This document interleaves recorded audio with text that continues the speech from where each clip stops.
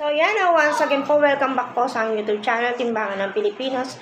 At ang topic pa rin po natin ngayon ay tungkol pa rin po sa 48 Laws of Power. So nasa Law 40 na po tayo, pero bago po ang lahat, meron po akong surprise sa inyo. Ito po. Charan! Yan gumawa ko ng ID ko. So yung pong nilagay ko po yung, yan yan, ID ko po yan Yung na-monetize po ako, tapos siya yung ginawa kong ID. Pinalagyan ko siya ng lace. So, yan po. So, ito yung gamitin ko sa pagbablog. So, yan, tuloy na po natin. Ang Law 40, ang title po niya ay Despise the Free Lunch. So, ang sabi po dito, don't fall for free gifts. There is a saying in business, if you're not paying for the product, you are the product.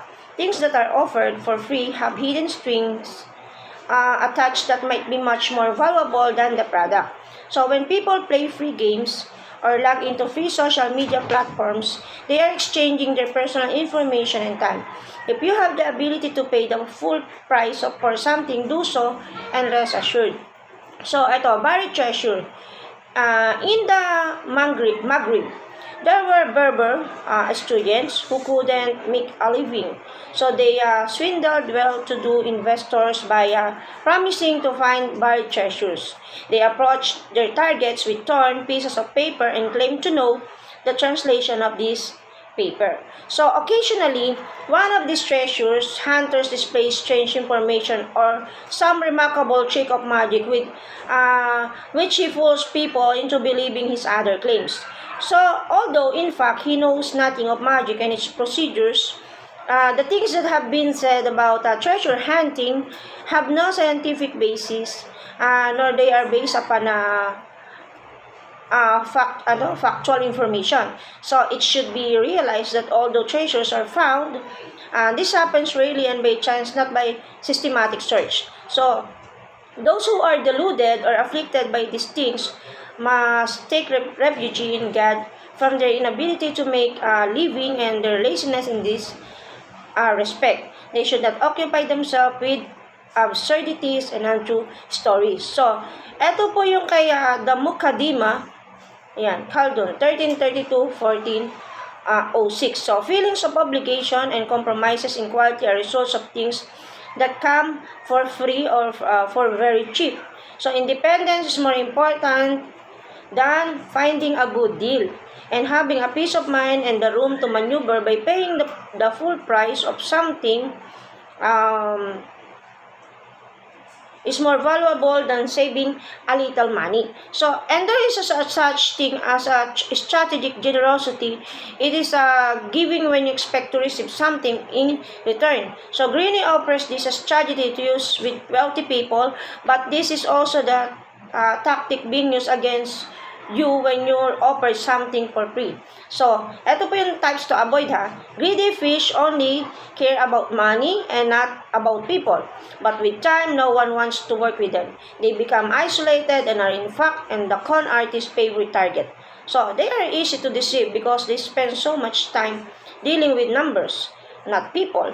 They become blind to human psychology, including their own. Avoid the greedy fish before they exploit you. So, the bargain demons are the hagglers.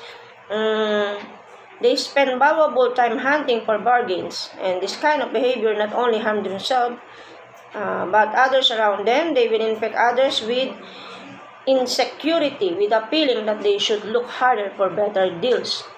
So, the indiscriminate givers are extremely generous. But they do so because of their unfulfilled emotional needs. Generosity can be used strategically to attract people and soften them up. But this type does not show out of personal shortcomings.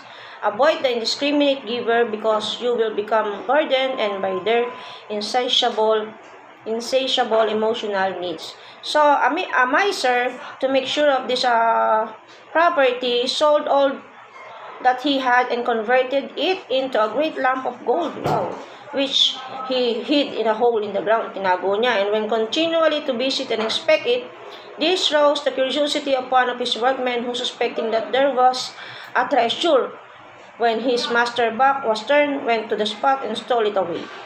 When the miser returned and found that the place empty, he wept and tore his hair.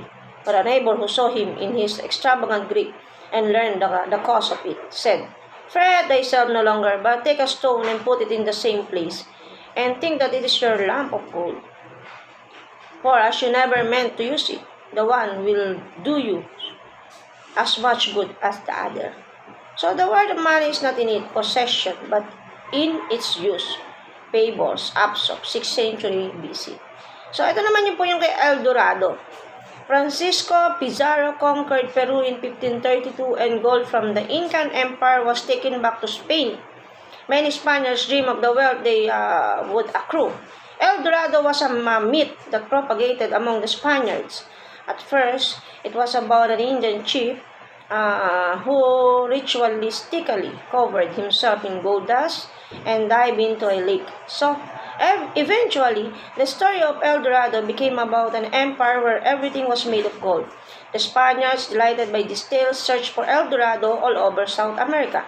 Pizarro's brothers, Gonzalo, led the largest expedition in this venture in 1541, but he encountered torrential rain, and the expedition gear and food were spoiled.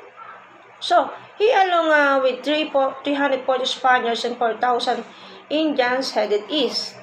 The Indians were used as slaves to carry supplies and point the way.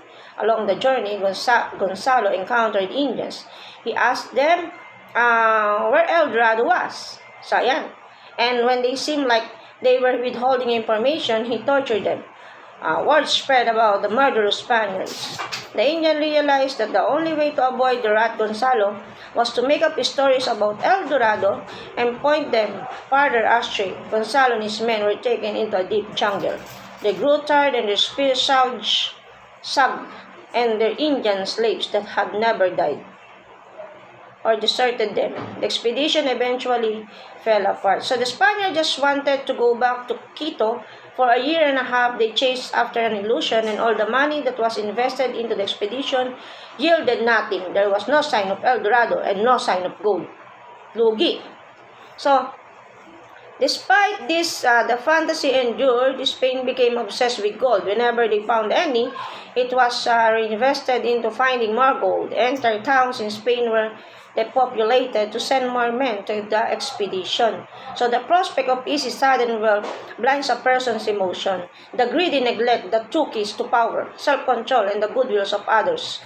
Sudden wealth really lasts. Makes power your goal and money will find its way to you. Leave the chase of El Dorado to the fools. Diba? I took money only from those who could afford it and were willing to go in with me in schemes they fancied would flee others. They wanted money for its own sake. I wanted it for the luxuries and pleasure it would afford me. They were seldom concerned with human nature. They knew little and cared less about their fellow men. If they had been keener students of human nature, if they had given more time to companionship with the fellows and less to the chase of the almighty dollar, they wouldn't have been such easy mark. So, ayan guys, hopefully po may natutunan po tayo sa Law 40 ng 48 Laws of Power. Despise the pre-lunch, the 48 Laws of Power. Ako po, naintindihan ko po siya. Ngayon ko lang din po ito nabasa. So, yun, huwag tayo masyadong greedy. Gaya nung ginawa nung isa dito na story, ang ginawa niya, lahat ng kayamanan niya, inano niya sa isang gold lamp.